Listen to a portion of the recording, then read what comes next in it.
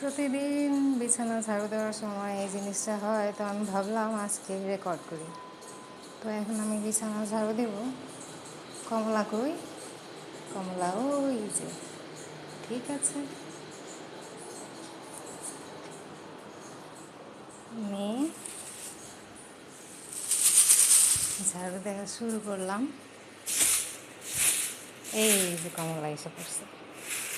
বাস ঝাড়ুর আওয়াজ পাইলেই হইল।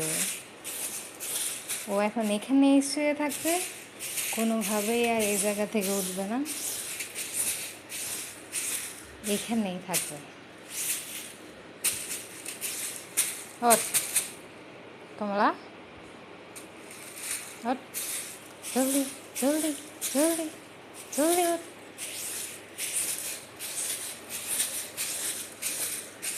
কমলা,